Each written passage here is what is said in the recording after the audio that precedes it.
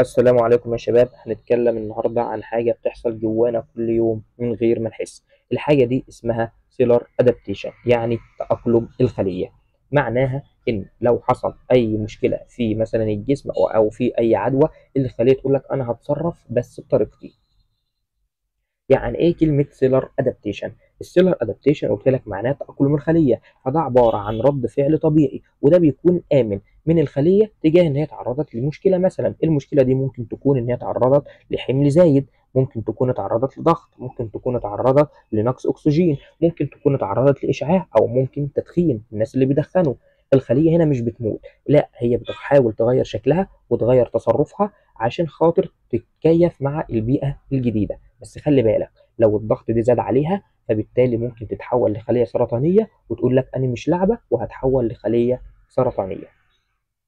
زي ايه؟ زي مثلا لما يكون الجو برد، فبالتالي لازم المفروض ان انا هتقل في الملابس. طب لو انا ما تقلتش في الملابس، ايه اللي ممكن يحصل؟ اللي ممكن يحصل عندك ان طبعا كل ما البرد يزيد كل ما انت ممكن تتعرض للوفاه، لانك مش قادر تتكيف مع البيئه الجديده.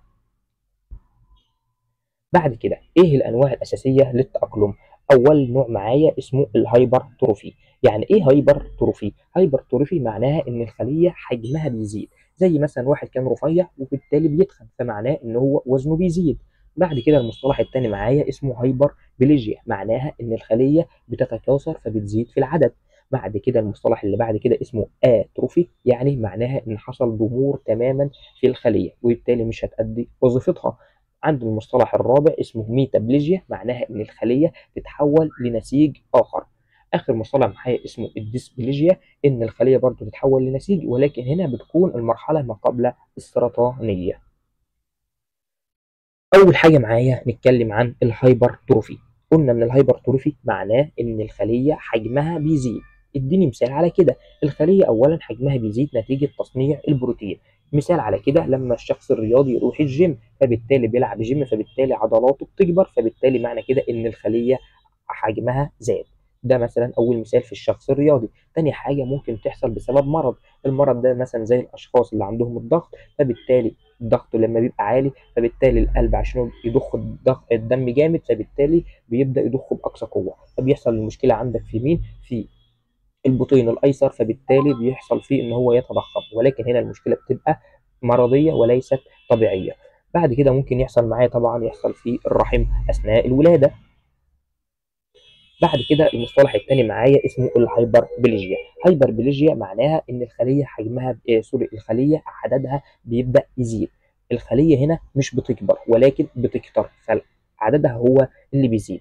زي مين؟ زي بطانه الرحم قبل الدوره الشهريه، او لما الجلد مثلا يتعور فالخليه بتبدا تتكاثر عشان تسد الجرح. لكن خد بالك، لو الهايبربليجيا دي حصلت بشكل مبالغ فيه، الخلايا تبدا تتحول معاك لخلايا سرطانيه ويبدا الاورام، لان عدد الخلايا هو اللي زاد. معايا فرق مهم بين الهايبرتروفي والهايبربليجيا، الاثنين حجم الخلايا فيهم بيزيد، ولكن الهايبرتروفي بتزيد بسبب ان هي تخنت. الهايبرتروفي بتزيد ان هي بسبب ان هي تخنت، لكن الهايبربليجيا بتزيد بسبب ان العدد هو اللي كتر. المصطلح الثالث معايا كان الاتروفي، والاتروفي قلت لك معناه ضمور. ضمور يعني ان الخليه تقول لك انا مش هلعب الدور ده تاني، يا اما الخليه تبدا تصغر يا اما تبدا تختفي. زي مثلا شخص مثلا رجله اتكسرت، فبالتالي كان مجبسها لفتره طويله، فلما جبسها فبالتالي ما كانش بيحرك رجله، فبالتالي بيبقى صعب ان هو يحرك رجله بعد الجبس. تاني حاجه مثلا الناس كبار السن. الناس كبار السن يبدا يحصل لهم اعراض الشيخوخه، فبالتالي اعراض الشيخوخه فالاعضاء عندهم تبدا تضمر. عند برضو غده اسمها الغده التيموسيه، دي غده تبع الجهاز المناعي. الغده دي بتبدا تضمر في الكبار، كل ما الانسان يكبر كل ما الغده دي بتضمر. المصطلح الرابع معايا كان مصطلح اسمه الميتابليجيا، والميتابليجيا قلت لك ان الخليه هتتحول لنسيج تاني. الخليه لما تبدا تتحول عشان خاطر تتكيف مع البيئه الجديده، بس الحاله دي بتبقى غريبه. ليه؟ مثلا عندي لو شخص مدخن شرس، فبالتالي عنده مشكله في الرئه، فبالتالي الخلايا بتاعه الرئه بتكون لها شكل معين. خلايا الرئه بيكون ليها شكل معين، الشكل ده مثلا ده شكل خلايا الرئه الطبيعيه، فبالتالي الخليه تبدا تتحول لشكل جديد عشان تتكيف فبالتالي تبدا تتغير لنوع جديد من الانواع بتاعه نسيج الخليه. بس لو الضغط بتاع اللي هو ده انه برضه يدخن، فبالتالي الشخص ممكن يتعرض طبعا لسرطان. سؤال مهم: هل التأقلم ده بدنه دايم؟ التأقلم ده مش دايما دايم، فلازم نكون عارفين ان مجرد ما ازيل المشكله اللي كانت موجوده الخليه ترجع تاني طبيعيه. يعني مثلا الشخص اللي كان متجبس، مجرد ما تشيل الجبس وشويه يمشي رجله يبدا المشكله تتحل. الشخص مثلا اللي عنده مشكله في الرحم، مثلا الست اللي عندها مشكله اللي عندها خلايا الرحم شدت، مجرد ما تولد الرحم بيرجع تاني طبيعي، وهكذا. فمجرد الشخص اللي بطل تدخين، فبالتالي الخليه مش هتتحول لخلايا سرطانيه، وهكذا. طب ايه اهميه الكلام ده؟ اهميته ان احنا نفهم ازاي الامراض بتبدا، نميز بين التغير الطبيعي والتغير الخطأ، ونعرف امتى نتدخل مبكر عشان نمنع تطور اي سرطان. واخيرا الخليه بتتاقلم عشان تعيش، بس ما تفضلش انت تحطها تحت ضغط طول الوقت.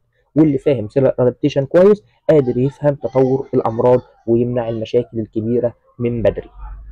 وبكده انتهى موضوع النهارده، اتمنى تكونوا استفدتم. سلام.